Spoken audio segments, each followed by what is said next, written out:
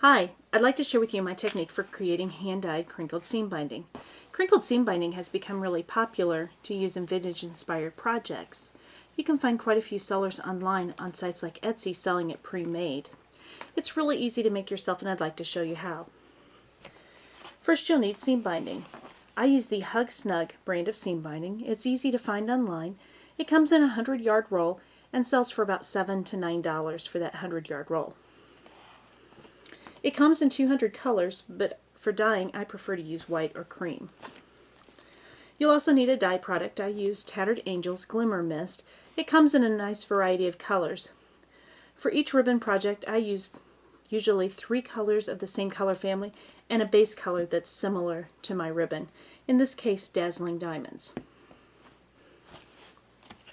Now for the purposes of this videotape, the colors of the ribbon don't really video as nicely as they are in person, so I'll be sharing some photos on my blog, as well as some links to sites where I've purchased this Snug Hug.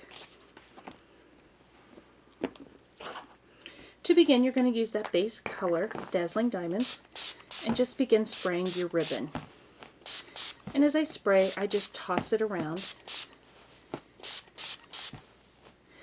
The purpose of using this base color that's similar to your ribbon color is just to help build up the moisture that you'll need to create the crinkling effect without adding too much color. Next, you'll move on to your lightest color, which in this case is Vintage Pink, and you'll just continue to toss the ribbon around and spray.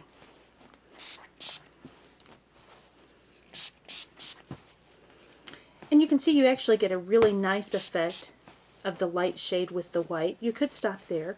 It's really nice. I like a really nice variegated effect. So I'm going to move on to another shade.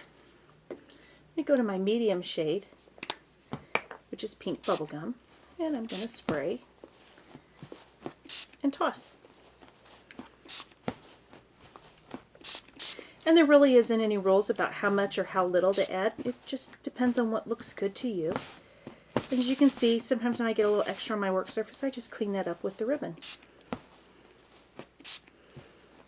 I like to get a really nice tie-dyed variegated effect. So I'm going to add another shade. Add some real depth of color. And as you know, sometimes when you use products like Glimmer Mist, you'll get some splattering in your spray. That's a really nice effect on the ribbon.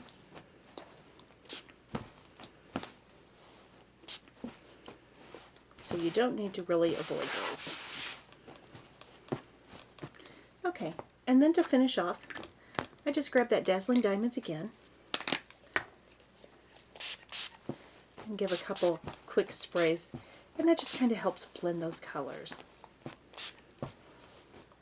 By this point, your ribbon is fairly moist.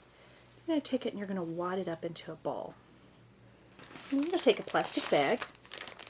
And the size of the bag doesn't matter. I just happen to have this large one handy.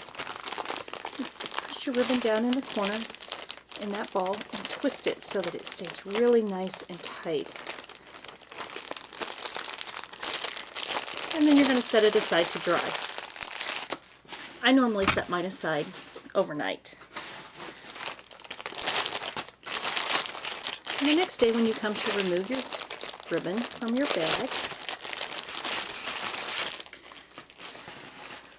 you'll see it's still a little bit moist. You're just going to break it open and just lay it in a nice loose pile and let it air dry. I usually let it air dry for a couple hours and find that it's good enough then to work with. You could try using a heat gun to speed up the drying process a little bit. I find that sometimes the heat relaxes some of the crinkles. I like mine really crinkly, so I'm willing to wait to let it air dry and keep some of that extra crinkliness.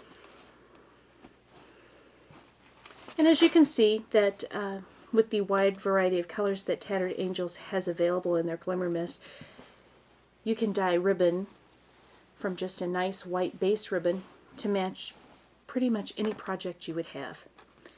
In addition to ribbon, like the seam binding, You can also use the same technique to dye lace like this. If you recall from photos I shared online from my Prima Make and Take from CHA, I dyed ribbon very similar to this using 4 different shades of Glimmer Mist in browns and tans and got a really nice tea dye effect.